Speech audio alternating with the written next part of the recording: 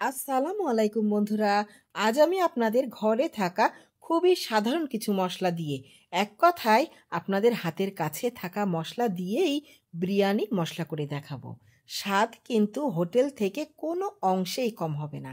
আমি এখানে 1 কেজি বাসমতি চালের জন্য কতটুকু মশলা লাগবে সেই পরিমাণটাও দেখিয়ে দিব। বন্ধুরা, এই যে মশলাটি আমি নিয়েছি, এই মশলাটির নাম হচ্ছে, অনেকে জায়ফলও বলেন, আবার অনেকে জয়ফলও বলেন। এই ফলটি ভেঙে এখান থেকে অর্ধেক পরিমাণ নিয়ে আমি আমার মশলার ভিতরে দিয়ে দিচ্ছি। 1 কেজি বাসমতি চাউলের জন্য কি কি মশলা লাগবে এবং কতটুকু পরিমাণ লাগবে আমি আপনাদের একটু পরে দেখাচ্ছি।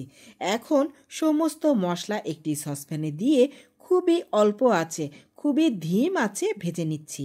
ততক্ষণ ভাজবো যতক্ষণ না পর্যন্ত সুন্দর একটা গন্ধ বা সুন্দর একটা স্মেল বা সুন্দর একটা অ্যারোমা বের হয়। ততক্ষণে বন্ধুরা, চ্যানেলটি সাবস্ক্রাইব করে পাশে থাকা নোটিফিকেশন বেলটি অন করে রাখি আর ভিডিওটিতে একটি লাইক দিয়ে ফেলি। হয়ে গিয়েছে, আপনারা দেখেই বুঝতে পারছেন কত অল্প আছে ভেজে ফেলেছি।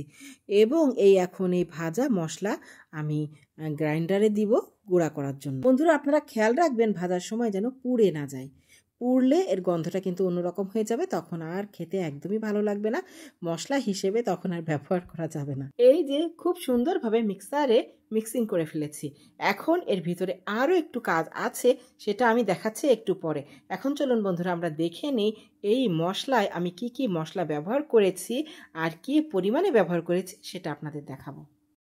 এখানে আরও কিছু উপকরণ অ্যাড করা হয়েছে, সেটা আমি পরে দেখাচ্ছি।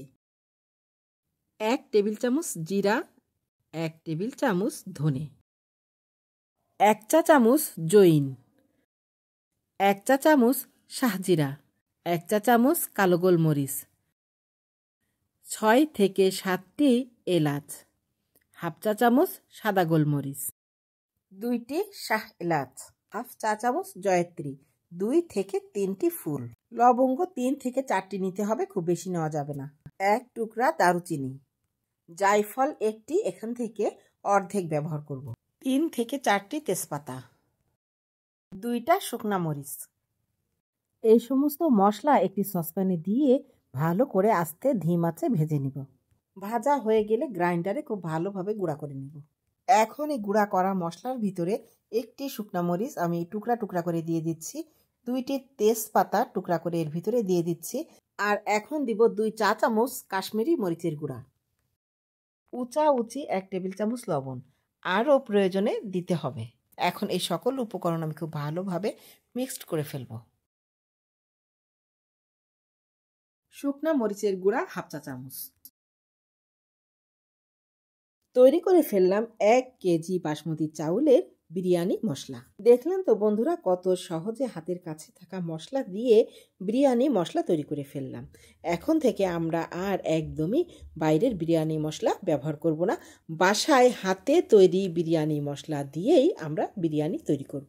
ভিডিওটি আজ এই পর্যন্ত বন্ধুরা, সবাই ভালো থাকবেন, সুস্থ থাকবেন এই কামনায়। আল্লাহ হাফেজ।